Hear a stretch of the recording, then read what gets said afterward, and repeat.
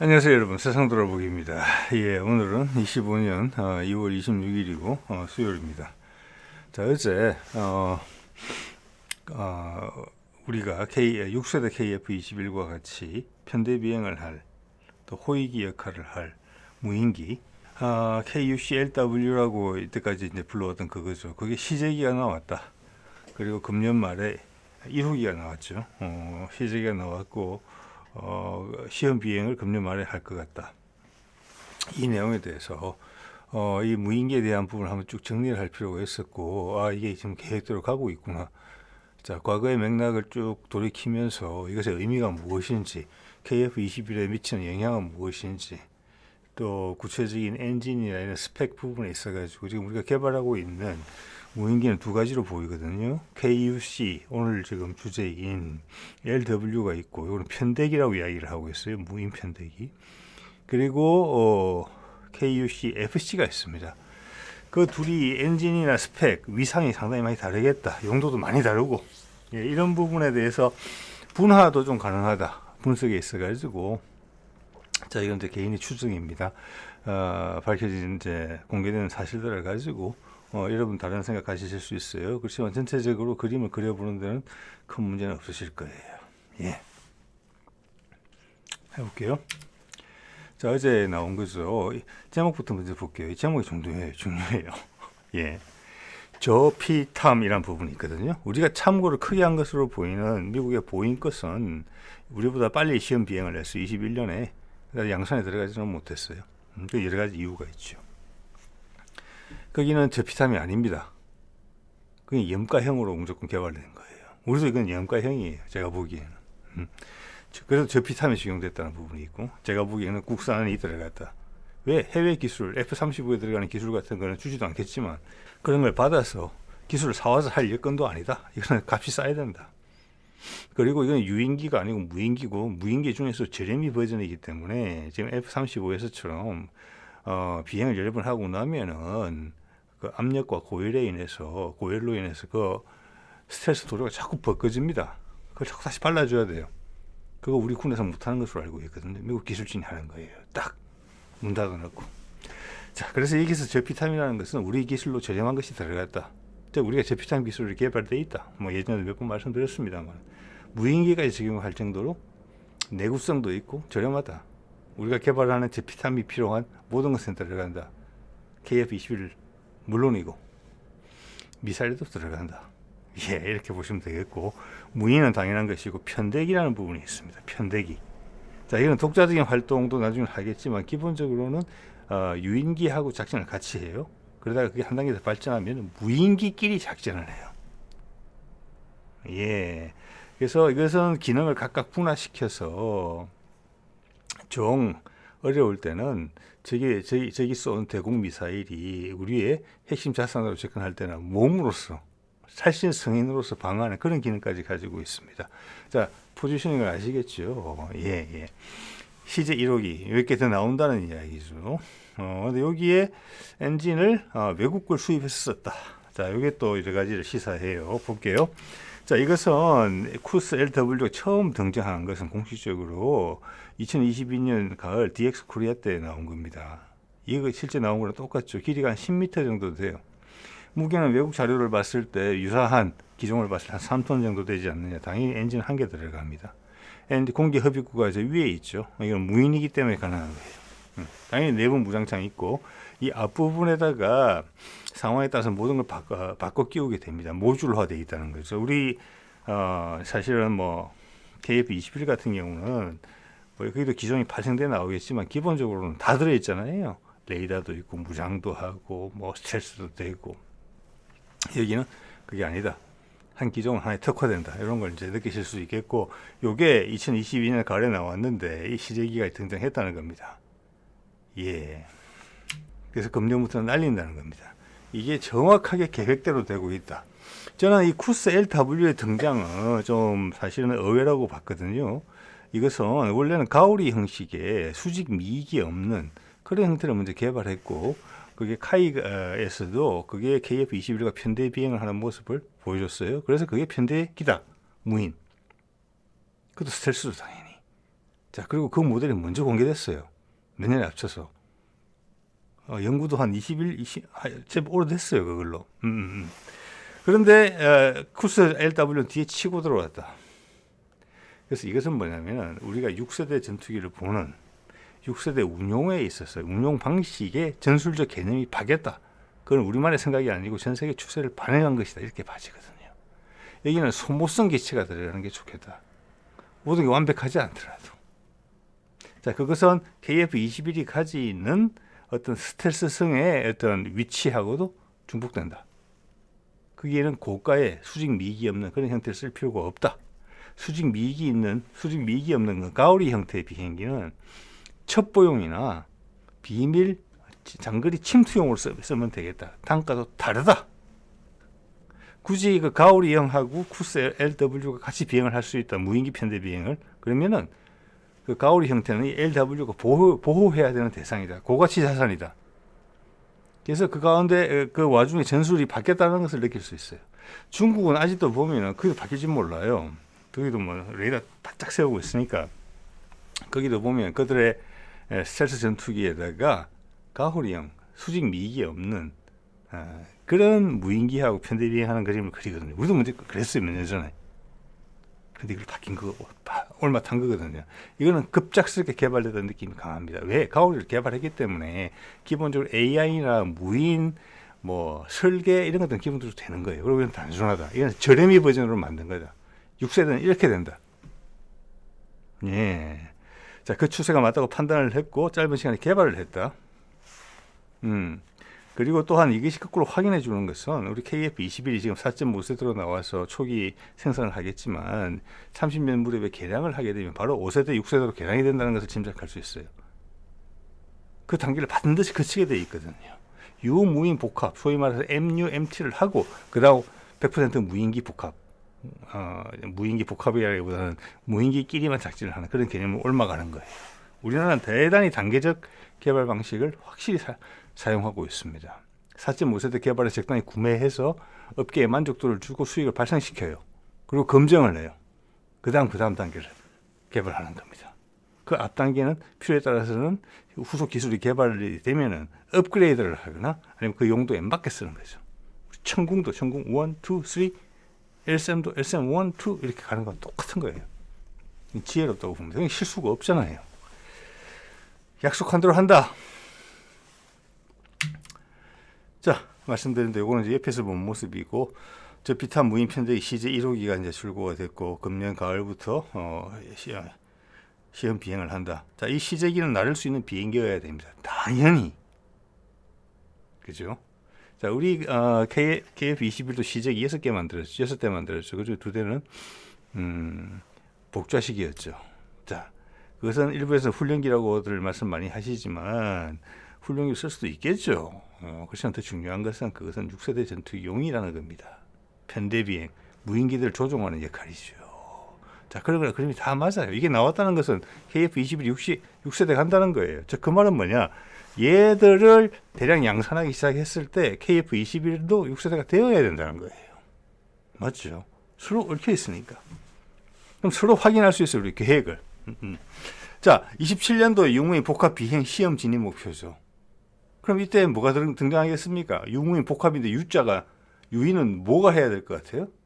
KF-21에 복좌기, 조종석이 2개 달린 그 비행기랑 할 거 아니에요. 자, 이렇게 되면 우리 KF-21 개발하는 거 보시면 아시겠지만 시험 비행하고 1, 2년 되면 전력화돼요. 전투적합 판정 받거든요. 우리 그림 다 나오죠. 30년 무렵에 된다는 겁니다, 이게. 예, 6세대 30년에 나오는 거예요. 세계 시장에 강하게 붙겠다는 거예요. 엔진 국산화도 상당히 빨리 진행될 가능성이 높아요. 그래야지 팔 수 있으니까. 미국보다 앞서서. 이제 미국 경쟁자예요, 우리. 모든 방산업체에서. 미국이 우리한테 기대고 있죠. 우리 K9이 사가야 될 거예요, 아마. 차기 장갑차도 사가야 될지 몰라요. 우리 함정, 천문학적 금액, 한국에 맡길 가능성이 높죠. 미국 지금 그들이 생산 기술 이런 면에서 많이 지금 퇴보가 됐기 때문에 지금 그들이 계획하는 2030년에 6세대 전투기를 낼 수 있을지 솔직히 감이 모르겠어요, 저는. 네. 자, 이렇게 되면은 서방권, 지금 서방권, 동방권 이런 것도 구분이 모호해지겠지만 거의 지금 기준으로 서방권에서 최초로 유무인 복합 체계를 구축할 줄 몰라요, 우리가. 그래서 여러분 여러 가지 이제 무기 체계를 보시면 아시겠지만 2030년대 초반이 해군도 KDDX가 완성이 되고 항공모함도 윤곽을 드러내야 돼요. 그때까지는.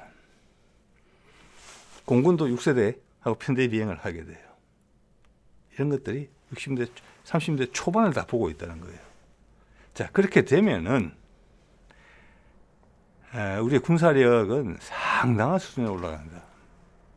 네, 그렇게 보셔야 됩니다. 한반도를 지키는 힘을 위해서 준비해 왔던 것입니다. 그때를 목표로 두고. 그럼 그때 그 기간 안에 남북 간에 어떤 돌파가 생길지 모른다. 북미 종전선언은 지금 간당간당 하잖아요, 이제. 예, 여러 그림. 누군가가 치밀하고 오랫동안 여러 두뇌들이 모여서 같은 꿈을 꾸면서 또 그 꿈을 실행하기 위해서 작전을 짜면서 준비할 것들 다 준비해 왔다는 것을 느끼시면 좋겠어요, 여러분이. 제가 그게 느끼는 거거든. 이건 다룰 때마다. 자, 이게 FC라고 불리는 처음에 가오리형으로 나왔던 거죠. 이거는 완전히 스텔스성입니다. 뒤에 이제 수직 미익이라는 부분이 상당히 레이더파 반사를 많이 해요. 그게 없다는 것은 이것은 상당하다는 겁니다. 스텔스성이. 자, KF-21의 스텔스성도 그런 점에서 봐줘야 돼요. 지금 전 세계 6세대 개발 모델들로 처음에는 꼬리 날개가 없이 나왔어요. 저기 말 수직 미익이 없이 나왔어요. 근데 지금 다 수직 미익을 가지고 나와요. 왜 그런지 아십니까? 제 판단은 이렇습니다. 전 세계 레이더 기술, A사 기술, 그리고 AI 기술, 기타 등등 여러 가지 다른 방식으로 스텔스가 아니에요, 더 이상. 스텔스는 그냥 기본이 되는 거예요. 예. 근데 완벽한 스텔스는 있을 수 없어요. 그래서 그 기종의 목적에 따라서 타협을 하는 겁니다. 자, 꼬리 날개가 있다. 그러니까 비행기도 이런 겁니다. 앞에서 볼 때 하고 전투기는 무조건 앞에서 볼 때 레이더 반사율을 최대한 낮추는 겁니다. 그렇잖아요. 서로 접근하다가 A사 레이더로 상대방을 가장 멀리서 먼저 발견하고 그 다음 장거리 공대공 미사일로 요격하는 거예요. 나는 가장 늦게 발견되죠. 내 전면에 레이더 반사 면적이 작으니까. 그런데 이게 옆면으로 간다? 엄청 올라가요. 뒷면으로 간다? 올라가요. 바닥에서 쏜다? 그것도 마찬가지예요.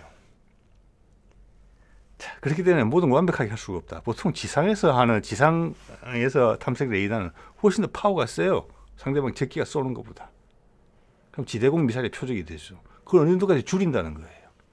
그 전까지 그들은 저게 레이더 위치를 내가 먼저 파악해서 저게 레이더의 탐지거리 바깥에서 내가 대레이더 미사일로 상대방을 타격할 수 있게 아니면 우리의 지상 무기가 타격할 수 있게 유도하는 정도를 할 수 있는 레이더 반사 먼저. 예, 지상 레이더에 대해서는. 뒤는 별로 생각이 없어요. 뒤는. 옆도. 그런데 옆도 신경 쓰고 뒤도 신경 썼다? 이 비행기처럼? 이것을 의미하는 게 뭐냐? 적진 깊숙이 들어간다는 것을 의미합니다. 사방에서 레이더를 쏘더라도 가장 늦게 탐지된다는 거예요. 아주 가까이 갔을 때만 탐지된다. 이게 목표는 제공으로 상대방 진영에 엄청나게 깊이 들어가서 전략적인 목표를 타격한다. 스파이 기체에 가깝고 여기에 필요하다면은 위에 보신 쿠스 LW 같은 애들이 보호용으로 따라다닐 수 있다. 자, 이렇게 생각하시면 될 것 같아요. 그래서 이거랑 FC랑 LW는 격이 다른 비행기다. 이렇게 보시면 될 것 같습니다. 그게 제 생각입니다. 자, 여기 보면은 과거에 소개를 드린 건데 2023년 2월 8일 벌써 2년이 넘었죠. 유무인 전투체계 구축 및 대응 방향 세미나 국회에서 한 건데 여기 나오는 내용 그대로 하고 있어요, 우리가. 그럼 앞으로도 그대로 한다는 뜻이에요. 이건 지켜낸 거예요. 자, 쿠스 LW 같은 건 제가 보기에는 늦게 들어온 거예요. 그것도 그대로 가고 있어요. 이것은 KF-21 이대로 간다는 거예요. 그걸 지켜낸 거예요. 윤석열 정부 들어와서. 많은 것들이 필요 없는 불필요한 외국 무기 사고, 기존의 중소기업이나 새로운 기술에 대해서 딴질 그런 부분이 많았을 거예요. R&D 자금 만지면서. 그거 돌파하는 부분 중에 하나라고 봅니다, 이게. 자, 육상, 해상, 공중에 대한 이야기를 했고, 그때 우리 오늘은 공중 이야기만 보면 되겠죠. 자, 이걸 보면은 향후 전투체계라는 게 유무인 복합을 거쳐서 그게 지상이든 해상이든 공중이든 거쳐서 나중에는 거의 무인체계로 간다. 이것을 느끼시면 좋을 것 같고 우리가 그것을 가장 먼저 종합적으로 실현하려고 한다. 30대 초반까지. 그렇게 생각하시면 딱 맞습니다. 레이저 무기도 제일 빠르잖아요. 지금 시작은 미국이 했지만. 네. 자, 이거 볼까요? 그때는 이런 정도로 나왔었어요. 자, 여기 보면 이게 지금 쿠스 LW죠. 그리고 저 뒤에 6세대형의 모양을 갖춘 비행기가 하나 보이는데 저거는 가상의 그림이라고 봅니다. 미국이 최초의 6세대 전투기 모형 제시했을 때 나온 그림이라고 봅니다. 저것은. 예. 자, 세계의 저피탄 무인 편대기를 개발하는 게 쭉 있었어요. 이렇게. 자, 이거를 우리가 늦게 판단을 했다고 봅니다. 예. 자, 2025년 초도 비행 예정이라고 제가 빨간 동그라미에 표시되어 있죠. 이게 2년 전의 이야기예요. 자, 어제 시제기 개발됐고 금년 말에 시험 비행한다 하잖아요. 그대로 따르는 겁니다. 왼쪽에 아래 위로 파란색 동그라미는 뭐냐면 ATS MQ-28이라고 미국 보잉과 호주가 개발하는 무인기인데 이것을 우리가 많이 참고했다고 별을 5개를 준 겁니다. 우리랑 가장 비슷하다는 뜻입니다. 별이 많을수록. 이걸 딱 살펴보면은 우리가 이걸 참고했다는 거예요. 모양도 거의 비슷해요. 네, 역할도 거의 비슷하겠죠? 이게 맞다라는 거예요.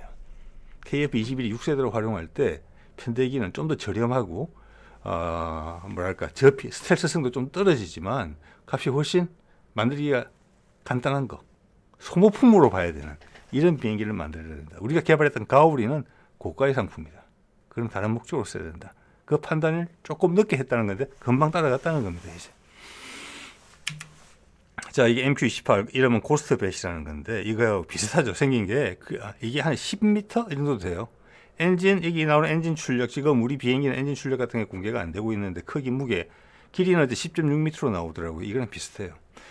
약간 다른 점은 이겁니다. 여기는 공기 흡입구가 비행기의 몸통의 옆에 달려 있는데 우리는 위로 옮겨진 거. 그 정도 차이가 있어요. 자, 제가 예전에 국방과학 쪽에 관련되시는 연구자분들하고 이야기를 해보니까 이래요. 우리 젊은 연구자분들의 이야기가 이제는 외국 무기를 한번 보면은 이게 되는구나. 이런 판단을 우리가 할 수 있다고 하더라고요. 남이 해보지도 않은 걸 한다는 이 부분까지는 아직은 아닌 것 같아요. 이제 곧 그 영역에 도달하겠죠. 30대 넘어가면은. 그렇지만 이미 남이 해서 된다는 걸 확인해 줬다. 근데 그리고 그 기본적인 원리를 우리가 접했다. 예를 들어서 뭐 발표회나 뭐 학회 같은 데서 그럼 우리 할 수 있다. 왜 되는 거니까 이것은. 그 정도 자신감을 가지고 있는 수준에 올라 있습니다. 훨씬 빨리 하고 저렴하게 하죠. 자, 이 MQ-28 보면은 이거 볼게요. 아음속이다. 아음속이고 길이는 한 11m 되네요. 날개 쭉 펼치는 7.3m, 무게는 약 3톤. 자, 요게 우리가 이것을 추구하는 것 같아요. 우리도 아음속을 추구하는 게 아닌가 싶어요.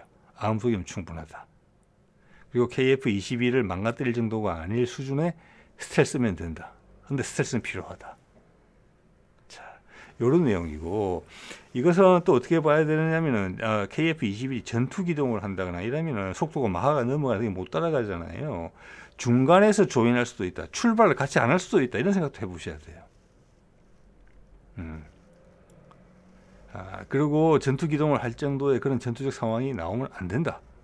그래서 전투 교전 거리가 상당히 길어진다고 보시면 돼요. 지금 우리 A사 레이더도 제가 봐서 300km 이상 보거든요. 제게 일반적인 전투기 형태는 추정컨대 그렇습니다. 그런데 그와 비슷하거나 그와 성능이 조금 떨어지는 이런 무인기가 한 200-300km 앞에 가 있어요. 그리고 거기로 레이더가 있을 거잖아요. 자, 그 레이더에 특화된 무인기는 KF-21에 볼 수 있는 거리를 2배 가까이 늘려줄 수도 있어요. 그죠? 거기다가 몇 대 더 하면 좌우 저기 올 수 있는 방향 한 180도 이상을 다 커버할 거예요. 전방에. 그럼 상대방보다 우리가 훨씬 먼저 보는 거잖아요. 무인기가 있음으로 해서. 게다가 KF-21의 무장과 똑같은 무장, 지금 봐서는 미티어 중거리 공대공 미사일 정도라고 이야기를 하겠습니다. 먼저 발견했을 때 먼저 쏠 수 있는 무기가 그거죠. 지금 세계 최고의 중거리 미사일입니다. 자, 그러면은 레이더에 특화된 이런 KU-LW가 가서 저기 밑이 발견하기 전에 우리는 먼저 발견을 한다. 그리고 그것은 실시간으로 네트워킹을 통해서 우리 KF-21 조종사가 당연히 안다. 뒷좌석에 앉은 사람이. 그러면 이 전투 정찰에 특화된 레이더에 특화된 스쿠스, LW 더불어서 그 옆에는 무장에 특화된 무장창의 미사일 한두 개 실은 또는 서너 개까지 장착한 미티어를 그가 옆에 같이 다닌다. 동반해서. 자, 거기서 기존의 KF-21의 미티어로서는 사정거리가 닿지 않는 부분, 지금 한 200km, 200km 정도밖에 안 되는 거잖아요. 근데 우리는 지금 한 4, 500km에서 발견한 거예요. 그럼 최전방에 무장 특화형 LW가 같이 가서 먼 거리에서 미사일을 발사한다.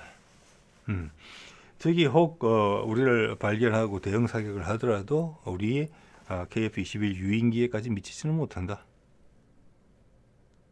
자, 이런 그림이 그려지는 겁니다. 자, 그럼 한 대에 KF-21 한 대에 여러 대가 동반한다. 작전 상황에 따라서 비중이 다르겠죠. 어떤 그에 특화된 비행기들을 더 많이 데리고 갈지에 대해서. 자, 그런 KF-21 편대가 뜬다. 예를 들어서 KF-21이 한 2대, 3대 뜬다면 무인기가 10대 이상이 될 수도 있는 거잖아요. 그럼 그들끼리도 복합 전술이 가능해요. 줄을 서서. 아니면 좌우로 펼치든지. 그러면은 이것은 탐지 거리하고 공격 거리가 엄청나게 늘어나는 겁니다. 그냥 하늘에 떠 있는 함대예요. 항공모함 전단처럼. 자, 그런 걸 생각하고 있다. 이렇게 보시게 되고, 기존 KF-21을 6세대로 땡기지 않는 것은 있을 수 없는 일이다. 이런 것을 연구진들이 판단하고 있고 어떻게든 설득시켰다 이렇게 봅니다. 그리고 국제시장에서 우리 또 매상을 올릴 수 있는 수준이 되는 것이죠. 자, 엔진을 잠깐 볼게요. 좀 전에 보여드린 MQ-28 보잉의 고스트백에서는 이 엔진을 쓰는 걸로 되어 있어요. PW300, 프레드 미튼이 300이고 이것은 주로 아래쪽에 보시는 것처럼 비즈니스 젯에 들어가는 소형 엔진입니다. 복잡한 엔진은 아니에요. 주로 추력이 보니까 4,500에서 7,000파운드 정도 돼요. 자, 이것을 우리가 이 정도로 목표를 하고 있다라고 보는 것 같고, 우리도 아음속 정도면 충분하지 않느냐. 물론 초음속 뺄 수 있습니다. 그렇지만 그러면 단가가 올라가요. 근데 우리가 현재 이 엔진이 없는 것 같거든요. 근데 가오리형 엔진, KUS-FC는 엔진이 있는 것 같아요. 근데 그 엔진은 제가 대한항공 관계자분한테 말씀을 듣기로는 그 가오리 형태 말입니다. 음속까지 목표를 하고 있다고 들었습니다. 그리고 그의 그 기체의 용도를 봤을 때는 음속 필요할지도 모른다는 생각이 들어요. 그렇지만 LW에 들어가는 엔진은 그거 필요 없다는 겁니다. 그래서 우리가 무인용 엔진으로 개발했다는 것은 좀 이따 보여드리겠습니다. 그것은 가오리형 FC용 엔진이다. 그거를 LW용으로 쓸 수도 있다. 편대기용으로도. 그렇지만 그럼 너무 고가다. 예, 너무 오버스펙이다. 이렇게 결론이 났다고 봐요. 그래서 이게 외국 엔진을 영구용으로 수입해서 장착한 것 같거든요. 그리고 국산화를 시도할 것 같거든요. 기존에 있는 엔진을 다운그레이드해서 만들든지 수입된 엔진의 주요 기술을 사서 만들든지, 아니면 우리가 그냥 특허를 회피하는 수준에서 카피를 하든지 이미 만들어 봤으니까 더 센 걸. 예, 이렇게 생각을 합니다. 자, 이게 국가위원회에서 우크라이나 터보제트 엔진을 수입했다는 것이고, 이게 작년에 난 기사예요. 여기가 CJ 1호기에 들어갔다. 그리고 CJ 1호기를 저기 홍보하는 자리에서 이렇게 이야기를 했어요. 국산 엔진 개발에도 같이 노력하기로 했다. 즉, 우리는 국산 엔진이 아니다라는 것을 이야기하고 있어요. 자, 그 이 엔진이 우크라이나에서 만든 엔진이에요. 이 엔진도 오래된 엔진은 아니에요. 보니까 한 20년 정도 된 엔진이고, 러시아에서 쓰고 있고, 지금 그 터키의 무인기에서 쓰고 있고, 중국에서 쓰고 있는 엔진, 검증된 엔진이에요. 그러니까. 자, 그러면서 이 엔진을 우리가 개발하고 있다고 봐지거든요. 염가형 엔진을. 예. 그래서 개발 중인 엔진을 갖다가 여기에 넣기는 좀 미숙하다. 기체도 새로운 기체인데. 그래서 안전이 검증된 엔진을 썼는데, 지금 무인기용 엔진의 국제 거래가 미국에 의해서 상당히 많이 차단당하는 부분이 있어요. 그래서 제가 연구용으로 도입했을 가능성이 크다라고 보는 거예요. 한두 대. 예. 그리고 우리 거는 지금 병행으로 개발이 되고 있다고 감히 생각을 합니다. 예. 자, 그래서 이 검증된 엔진을 들여왔다. 이건 5,500파운드에서 9,200파운드다. 좀 전에 보신 MQ-28 고스트 배드보다는 살짝 높은 거고, 이거는 애프터번에도 돼요. 근데 우리가 과연 애프터버너가 이 정도까지 필요할까 이런 생각도 든단 말이에요. 비용이란 부분, 그리고 크기란 부분, 연료 소모 이런 부분들이 다 부담이 되기 때문에, 그래서 우리 LW의 스펙은 암속 정도가 충분하면 그것은 필요 없을 것 같다. 애프터버너는 이런 생각이 들어요. 그렇게 되면 고스트 배시랑 스펙이 거의 비슷하다. 이런 생각이 듭니다. 예. 자, 이 무인 편대기 이제 보면은 이게 이제 2030년, 27년부터 실험을 같이 한다 했잖아요. 유무인 복합 체계로. 그러면 거기 복잡기가 당연히 들어가는 거예요. 그 복잡기는 이걸 위해서 개발된 거예요. 따로 개발하겠습니까? 이걸로 하는 거죠. 자, 유인기에 보면 정찰기가 있고, 지금 레이더 위주로 되어 있다는 겁니다. 레이더도 지금 우리가 LG에서 개발해 놓은 게 있고, KF-21용이 있어요. 예, 그것은 그 군에서 고민하셔서 비용이나 탐지 거리, 전술 운용 그런 걸 바탕으로 잘 선택을 하시겠죠. 그 다음 보면은 기만기도 있어요. 기만기. 남을 속이는 거. 일부러 날 노출시킴으로 해서 적도 노출되게 만드는 거죠. 뭘 발사를 하거나 이래 돼서 상당히 스텔스기라고 그런다면은. 자, 여기서 우리가 절대 이렇게 생각하시면 안 돼요. 이 정도까지 했는데 북한 공군 상대하려고 이렇게 한다? 이거 아니에요. 지금 봐서는 가장 가능성이 높은 것은 중국 공군이에요. 그 다음 이상한 일이 생기면 미쳐서 확 돌아볼 수 있는 일본 공군이에요. 러시아하고 미국은 아니에요. 자, 그들 중국의 즉 가장 큰 적은 중국이에요. 그들의 6세대 전투기하고 조우할 때 어떻게 할 것이냐. 그게 충분히 이 LW를 개발할 때 그 개념이 들어갔다고 봅니다. 기만기가 있죠. 호위기가 있죠. 호위기라는 것은 자신을 희생하는 비행기인 것 같아요. 제가 봐서는. 가장 싸겠죠. 예. 기만기, 정찰기, 공격기. 그리고 지금 이제 연구 과제나 나오는 이야기들을 보면은 무인기가 발사하는 무인기가 있거든요. KF-21에서 발사해요. 길이가 3, 4m밖에 안 되는 거. 그게 기만기일 수 있어요. 저 기만기라고 돼 있는 건 몸에 기만기가 실제 들어있다는 거예요. 레이더 반사 잘하게 만드는 거. 속도도 실제 비행기 같은 거. 그래서 저기 레이더를 보면 저기 전투기구나라고밖에 판단할 수 없는. 자, 그 외에 전자전기도 있고 대공제압기도 있죠. 공격기는 지상 공격기를 의미한다고 봐야 되고, 그러면 대공제압기라는 것은 아까 말씀드린 미티어 같은 게 뱃속에 들어간다. 그럼 유인기의 무장량을 늘려주는 셈입니다. 대공미사일 숫자를 이렇게 보시면 될 것 같습니다. 이게 6세대예요. 이게 몇 년 안 27년부터 실험한다는 겁니다. 이게. 그럼 여기에 필요한 우리 무장들이 얼마나 열심히 개발되고 있겠습니까? 우리 무장으로 해야 될 거 아니에요. 그리고 시간도 아까 지금은 우크라이나 엔진이지만 이때쯤 가면은 그게 국산 엔진으로 대체가 돼 있어야 되는 거예요. 그렇죠, 여러분? 네. 자, 그래서 복잡기는 다 이 용도라는 것이 바로 확인이 되고요. 우리 자료에서는 5세대라고 표현을 했어요. 예, 5세대와 6세대 차이는 5세대의 가장 큰 차이는 스텔스고 6세대는 스텔스 더하기 MUMT, 유무인 복합이에요. 5세대를 개발한다는 것은 MUMT 한다는 거예요. 네. 자, 그리고 이것도 상당히 우리한테 맥락을 잘 선사해줘요. 과거에는 무인기라는 것이 단독으로 운용을 했다. 감시 정찰이나 전투 피해 평가. 지금도 대부분 이렇게 쓰고 있죠. 우리도 중고도 무인기, 뭐 사단급 무인기, 뭐 군단급 무인기 이런 식으로 하고 있잖아요. 그게 다 이제 이런 식으로 쓰는 거죠. 모양도 비슷하잖아요. 이것도 계속 쓰고, 그다음 현재는 뭐냐? 다목적 스텔스 무인기. 저게 우리 가오리 KUSFC입니다. 개발했죠. 그다음 유무인 복합체계용으로 쓰는 거. 이건 LW. 요 단계를 거쳐서 자, 여기 한 10년 정도 갈 것 같다. 30년대 동안 이렇게 갈 것 같다. 그 다음은 무인기끼리 하는 대규모 군진 무인기의 유인기 대체 미래전장. 서웜으로 한다는 거예요. 서웜. 무인기만 날아다닌다는 거예요. 자, 저는 그래서 이런 거 보면 가끔 이제 재밌는 생각을 해봅니다.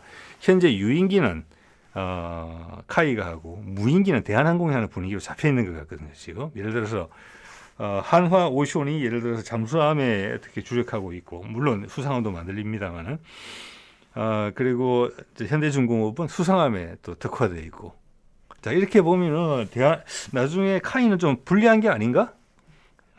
이제 앞으로의 추이를 봤을 때, 물론 카이도 KF-21 또 네이비형, 항모형도 만들면 거기도 수요가 몇백 대 생길 겁니다. 자, 그 와중에서 미래전장이 이래서 바뀌게 된다면 카이도 거기에 섞이게 되겠죠. 자, 이런 것들 추이를 잘 보여준다고 봐요. 예. 자, 심지어 이런 이야기까지 나왔죠. 보면은 KUSFC를 KUS LW가 보호하는 그런 장면들이 나옵니다. 그리고 그들이 그러니까 KUS 그 FC가 KF-21을 대체한다는 겁니다. 자, 이런 몸값이 다른 비행기라는 거 아까 제가 말씀드렸죠. 엔진도 다르고 다 다르다. 스텔스성도 다르다. 네. 자, 이런 게 되겠고요. 그 다음 조기 경보기 호위. 예, 몸으로 막아주는 것만 해도 크죠. 예, 이것도 충분히 가능할 것이라고 봅니다. 지금은 여기에 유인기가 붙어 있잖아요. 위험을 감수하는 거죠. 그렇죠. 그리고 조기 경보기 같은 경우는 적 대공방의 장거리 대공방의 제1번 표적입니다. 항상. 네. 자, 이런 위험 부담이 높은 것들이 먼저 무인기로 대체될 수가 있다. 자, 지상 무기, 예를 들어서 지상 무기도 이래요. 탱크들이 무인화하는 데 있어서 제일 먼저 고려되는 게 뭔지 아십니까? 지뢰 개척 전차예요. 적진에 제일 앞에 가야 되잖아요. 노출되죠. 뒤에 호위를 받는 수밖에 없어요. 제일 위험도가 높아요. 그래서 그런 무인화 제일 먼저 1번 대상이에요. 그리고 공병대에서 쓰는 미클릭 발사하는 지뢰지대 돌파하는 그 폭탄 쭉 발사하는 거 있죠? 그것도 적진 앞에 나가 있어야 돼요. 제일 앞에. 매복에 걸릴 가능성이 제일 높은 거죠. 그것도 무인화 1번 후보예요. 자, 그런 개념으로 보시면 될 것 같아요. 이것은. 자, 이것은 뭐 이미 그때 그림이 나왔지만 당연히 예상하겠지만 아까 저피탐, 스텔스성을 강조했기 때문에 무장을 하는 기종의 경우에 무장을 하는 모듈을 장착한 경우에는 당연히 내부 무장창이다. 네, 이런 말씀을 드리는 것이고 그 다음 엔진. 이게 지금 2019년부터 25년까지 했거든요. 금년에 끝나야 돼요. 자, 그래서 제가 두 가지 생각을 해본다는 겁니다. 이 하나 에어로스페이스니까 금년에 하는 거거든요. 이 엔진을 다운그레이드 해가지고 쓸 것 같거든요. LW에. 그런데 이 엔진은 기본적으로 뒤에 보시면 뭐가 있습니까? 배기구가 납작하게 돼 있어요. 레이더 반사 면적을 줄이기 위해서 소재는 다 개발되어 있거든요. 제가 연구 과제를 쭉 보면 알 수 있습니다. 그리고 이 연구 과제가 잘 진행이 됐다고 알고 있어요. 그리고 추력이 10,000파운드가 넘는다고 제가 들었어요. 예. 그러면 이 엔진은 어떻게 보면은 그렇기 때문에 우리가 KF-21 엔진 개발하는 데 있어서 자신감이 있다는 겁니다. 어떤 식으로 활용할 거예요. 이 엔진의 코어를. 해봤잖아요, 이제. 그럼 우리는 끝난 거예요. 그리고 이것을 터보 프로 형식으로 바꾸면 우리 무인기용 엔진 대체하는 것을 쓸 수 있고요. 지금 수입하는 거. 또 차기 기동 헬기 엔진으로 쓸 수도 있습니다. 터보 프로 형식으로. 여러 가지 형태로 쓸 거예요. 그래서 이거는 뒤에 납작한 배기구 때문에 KUS FC 엔진이라고 보는 거예요. 이걸로 먼저 개발이 됐어요. 상당한 출력으로. 이게 10,000파운드가 넘으면은 애프터버너 없이 우리 지금 KF-21에 들어가는 엔진 두 개죠. 그 한 개가 14,000파운드인가 그래요. 조금만 출력 올리면 그거 넘어가요. 그래서 우리가 목표하는 KF-21의 엔진은 그게 개선형이에요. 지금 14,000파운드 그 20-30년 된 엔진이거든요. 그거보다 출력이 높은 엔진을 원해요. 우리는 가능하다는 겁니다. 뭐냐? 지금 우리가 엔진에 들어가는 내열 소재 부품을 최고 수준으로 끌어올렸거든요. 내열 온도를. 그게 올라가면은 출력이 올라갑니다. 그게 안 되면 출력을 못 올려요. 부품이 못 버티니까. 그걸 해냈단 말이에요. 자, 그래서 저는 요거를 갖다가 새로 완전히 개발하는 게 아니라 이걸 단순화시켜서 이것을 LW 엔진으로 바꾸는 과정에 있다. 지금 완벽하게 준비는 안 됐다. 그래서 우크라이나 엔진을 일단 가져왔다. 거기도 참고할 게 있을 수도 있다. 저는 이렇게 생각을 합니다. 예. 자, 이게 이제 GEF414 엔진이죠. 예, 93년부터 개발됐죠. 한 개 44억이라고 되어 있는데요. 자, 요걸 우리가 국산을 하겠다는 거고, 이거는 당연히 수출하는 데 필요한 것이기 때문에 하는 것이고, 또 우리가 향후 항공산업에 관심이 있다는 겁니다. 모든 엔진을 국산화하겠다는 겁니다. 지금 우리도 처음에 이제 K9 엔진이나 K2 엔진을 일단 라이센스로 들어와서 했지만 여기가 제약이 생기잖아요. 그 국산화 다 바뀌었지 않습니까? Z 엔진도 그렇다고 보시면 돼요. Z 엔진이 2차 세계대전 때 개발된 엔진입니다. 그 원형은. 그럼 벌써 몇 년 됐습니까? 이게 80년이 된 기술이잖아요. 이건 안 해봤기 때문에 어려운 거지. 일단 해보기 시작하면 못 따라갈 수 있는 부분은 아니다. 그리고 우리가 이제 그 발전용, 열병합 발전소용 가스터빈 엔진 고출력, 대형 그걸 개발하면서 소재 부분에 큰 진전이 있었다. 특히 그 지난번 아베 시절 일본의 그 소부장 공격이 있었죠. 반도체 때. 그때 소부장 산업 쪽에서 많은 부분이 있었어요. 그중에 특히 우리가 좀 약했던 국방 소재 부분에 있어서 많은 발전이 있었던 것으로 보입니다. 예. 그래서 그때 많은 중소기업한테 기회가 갔고 그런 분위기가 윤석열 정부 들어와서 조금 손상됐다.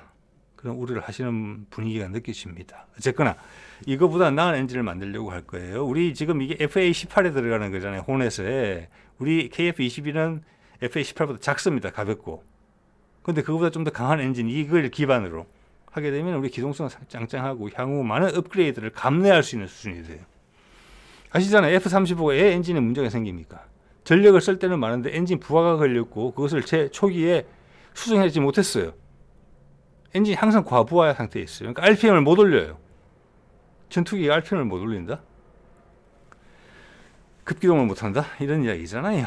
예, 어쨌거나. 자, 그래서 좀 전에 보신 우리 무인기 기술은 당연히 이게 원용될 것이고 거기 하나 에어로스페이스 관여되어 있다고 봅니다. 여러 개의 기업들과 같이. 그 자신이 있다는 거고 또 아까 보면 저피탐 무인기인데 저피탐성에 대해서 이거 하나만 딱 보여드리면 될 것 같아요. 여러분 기억하시는 분 있을지 모르겠는데 하이코어라고 극초음속 미사일 아마 우리가 개발 잘 한 것으로 알고 있습니다. 공개 잘 안 되는 극비 미사일이죠. 이거는 지르콘 같은 순항 미사일입니다. 더 어려운 거예요. 활공형 미사일보다. 이거는 레이더에 더 잡히기 어려워요. 고도 40, 50km 이상 안 올라가거든요. 우주 뭐 100km까지 안 올라가요. 발사될 때부터 이것은 탐지가 안 돼요. 그래서 이것은 스텔스성이 상당히 중요해요. 근데 이게 마하 7, 8, 9, 11까지 가는 거거든요. 그럼 레이더가 제일 반사가 많은 데는 코앞에 부분, 저 부분에는 엄청난 고열이 생길 거잖아요. 저걸 버텨내는 소재 자체를 개발하는 것도 쉽지가 않은데 심지어 스텔스 도료가 그걸 견뎌내야 돼요. 아까 F-35 말씀드렸죠. 그럼 비행 몇 번 하고 나면 새로 해야 되잖아요. 그걸 견뎌내는 소재를 국산화했다는 거예요. 또 엔진 배기구에 적용 가능한 고내열 전파 흡수 구조도 개발했다. 엔진 배기구 애프터번을 키우면 열 많이 나니까 그 납작해진 거 보셨죠? 형상은 납작해서 레이더 반사하지 잘 않게 하고 또 그 구조는 그 강력한 배기열을 견뎌낼 수 있어야 된다. 그거는 극초음속 순항 미사일 같은 경우는 코앞에 쓰고 있다. 이게 국산화됐다는 거예요. 저렴하게 대량 생산할 수 있다. 내구성도 있다. 그래서 우리 무인기를 쓸 수 있다. 이런 이야기를 하고 있는 겁니다, 여러분. KF-21은 안 쓰겠습니까? 필요한 부분에 다 쓰겠죠. 네. 자, 그리고 이게 스케줄 한번 보면요, 이렇게 돼 있어요. 이걸 이대로 한다는 겁니다. 여기 보면은 아까 27년부터 시험 비행을 한다 그랬죠. 유무인 북합으로. 자, 양산이 언제냐? 32년, 33년이에요. 27년부터 실험하고 이거보다 앞당겨질 가능성이 있어요. 제가 봐서는. 그죠? 이 체계 개발에 있고 그다음 다목적 스텔스 무인기 양산이라고 돼 있어요. 저 위에 거 이건 가오리 양산입니다. 그것도 이거는 한 1년 정도 늦게 거의 동시에 된다. 이것을 하기 위해서는 뭐가 되겠느냐? 저피타 무인 편대기 양산 전에는 KF-21이 6세대형으로 개발이 돼야 돼. 이거는 5세대라고 이야기를 하고 있어요. 예, 그게 30년 무렵에 성능 개량이 된다. 즉, 뭐 블록 2가 나온다. 이 이야기예요. 아니면 그걸 블록 3라고 부르든지 뭐든지 간에 그럼 이 순서가 다 맞는 거예요. 이대로 간다는 겁니다. 이거보다 조금 앞당길 가능성이 있다고 봅니다. 이번에 시제기 나온 거 봤고 우리가 KF-21 개발하는 속도를 보셨잖아요. 자, 이게 보면은 27년에 유무인 복합체계 시험 비행을 한다. 그러면 27년까지 KF-21의 6세대형이 준비가 돼야 된다는 거잖아요. 적절한 스텔스성 확보, 내부 무장장 확보하고 더불어서 그건 준비가 이미 잘 되고 있다는 것입니다. 자, 이렇게 되면은 단계적 개발을 한번 생각해 보시면은 KF-21 네이비형 함재기형도 처음에는 유인기형으로 문제 될 겁니다. 우리가 한번 해본 적이 없기 때문에 지금 이제 기체 강성, 무게 이런 것을 엄청나게 신경 쓰고 있는 게 보이거든요. 설계 개발할 때 관련자들의 보도 인터뷰 내용들을 보면은 거기다가 엔진 고출력을 개발하려고 하잖아요. 가볍고 더 강한 강성. 그래서 강한 강성은 뭘 의미하느냐면은 함재기는 기체가 훨씬 더 강해야 됩니다. 왜? 이 착륙 조건이 훨씬 더 열악하기 때문에. 이륙거리도 짧고 착륙거리도 짧아요. 물리적인 힘이 개입해서 밀어붙이고 내지는 억지로 당겨서 세우잖아요. 내릴 때 충격도 더 클 가능성이 높습니다. 그런 것까지 감안해서 KF-21을 하겠다는 거예요. 업그레이드를 할 때 무게 증가를 최소화하는 업그레이드를 대비한 기본 설계가 돼 있다. F-35하고는 천지 차이다. 그거는 사공이 많아서 배가 산으로 간 거예요. 그 비행기는. 자, 이렇게 되면 KF-21이 진짜 5, 600대 이상 생산될 수도 있다. 그리고 향후 해군기도 당연히 유무인 복합체계로 간다. 그렇기 때문에 지금 독도함이나 마라도함 같은 경우 해병대용인데 그 자체가 항모로서 역할을 할 수 있다. 왜? 지금 향후에 보면 무인기로만 작전을 하게 돼 있잖아요. 그죠? 훨씬 작은 비행기예요. 독도 마라도함에서 뜰 수 있어요. 개조 없이. 이게 무서운 겁니다. 우리가 생각하는 게. 우리는 엄청난 군사력을 염두에 두고 있어요. 그리고 수출기를 열어서 국내 획득 비용을 줄이고 방산업체는 계속 더 키운다. 세계적 방산업체가 나온다는 겁니다. 하나가 괜히 뭐 한국의 로키드 마틴이 되겠다. 허황된 소리가 전혀 아니에요. 이 계획대로 된다면. 거기다가 이게 딸리는 무인기하고 들어오잖아요. 예를 들어서 5, 600대 KF-21이 뭐 함재기형, 공군형 다 포함해서 생산된다. 거기다가 무인기가 그러면 훨씬 저렴하니까 엄청나게 많은 숫자로 개발될 거잖아요. 그게 KF-21 전력으로 환산시키면 도대체 몇 대가 되는 겁니까? 미국 공군의 전투기 숫자가 1000대예요. 1000대. KF-21 함재기형 수백 대 개발하고 거기다가 무인기까지 따라 붙인다? 그것을 KF-21 숫자로 환산한다? 1000대에 부족하지 않는다고 생각을 합니다. 저는 감히.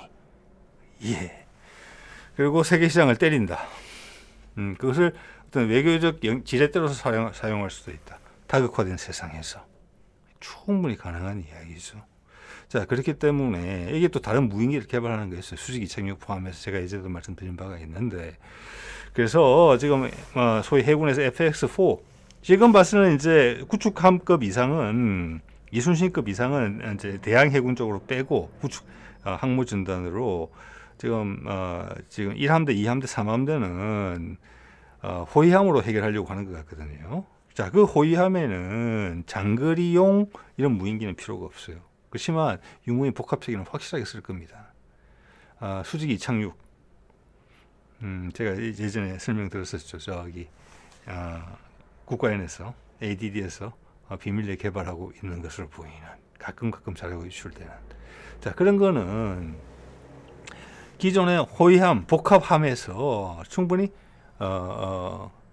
보유하고 발사하고 회수할 수 있는 수준의 무기 체계들이에요. 연근해잖아요. 무인 수상정 이런 것들이 훨씬 활발하게 써질 수 있는 여건이에요. 그래서 여태까지 충남함 FFX3까지는 전통적인 호위함의 모양이었다면 FFX4로 가게 되면 훨씬 복합 함정으로 바뀌게 될 가능성이 크다. 연안 해군이니까 서해, 동해, 남해에서 작전하는 거거든요. 자, 그 팀의 무장 구성에도 이런 무인기들이 큰 영향을 미친다. 거기에는 오히려 수직이 착륙이 가능한 이런 무인기들이 더 소중하다. 반면 대양 해군에서는 지금 오늘 나오는 이런 복합기들이 유무인 복합체계가 유용할 것이다. 이런 생각을 해볼 수 있는 겁니다. 네.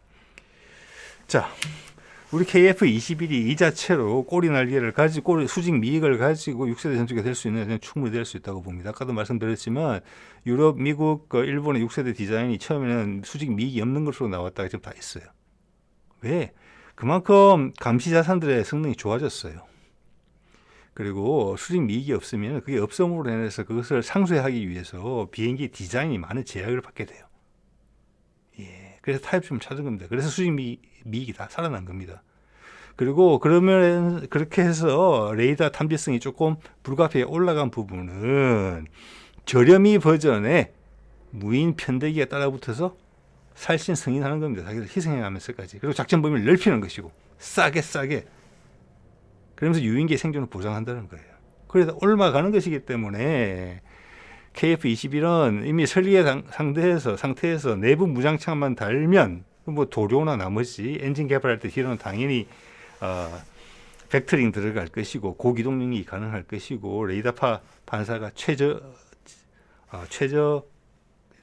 낮출 수 있는 그런 디자인이 감안될 겁니다. 아까 무인기 엔진 디자인에서 나왔던 것처럼. 그러면 그걸 버텨낼 수 있는 항공기 기초, 뼈대, 강성, 무게 배분, 그리고 경량화, 이게 기초 설계에서 버텨줘야 되거든요. 그걸 감안했다는 거예요. 그래서 단계적 개발 가능하다는 겁니다. 그래야 더 강력한 엔진이 실릴 거니까.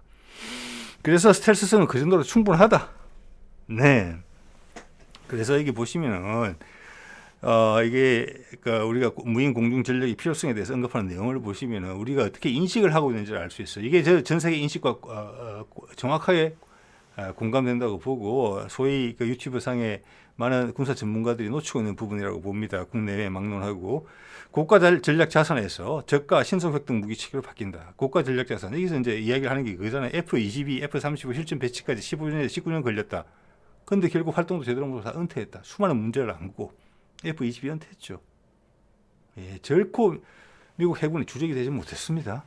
얼굴마담이었죠. F-35는 완전히 계륵 같은 존재잖아요. 그리고 적대 세력의 IADS가 이게 뭐냐 통합방공망이 5세대에 걸쳐서 진행하는 동안 미국의 전투기는 한 세대밖에 못 움직였다. 그것도 불완전하게 움직였다. 다 노출된다. 이제 고가 자산이 전장을 지배하는 시대는 끝났다. 저가 자산으로 대응해야 된다. 스텔스가 이제는 스텔스가 더 이상 아니다. 그래서 스텔스라는 말이 사라지고 저피탐이라고 있잖아요. 저피탐으로. 그리고 마지막에 현실적으로 여기까지 딱 찍었죠. 이게 대한항공에서 이제 정리한 자료인 것 같은데 군이 이걸 다 공유하고 있다는 겁니다. 이 생각을 더욱이 현 F-22나 F-35도 최신 통합방공망 러시아의 S-400이나 S-500 우리 LSM이 목표로 하는 또는 경쟁 대상으로 삼고 있는 거죠. S-400은 뭡니까? 바로 LSM 원이나 투고. S-500은 뭡니까? 이거 중간 단계 요격 미사일이에요. 프로메테우스 뭐 이런 거 제가 얼마 전에 소개해드렸던 3단짜리 LSM3라고 저는 생각하는 것입니다. 로 구성된 고위협 환경에서 작전 능력 보장이 제한된다. 그래서 유무인 복합으로 가야 된다. 미국은 뻘짓했다.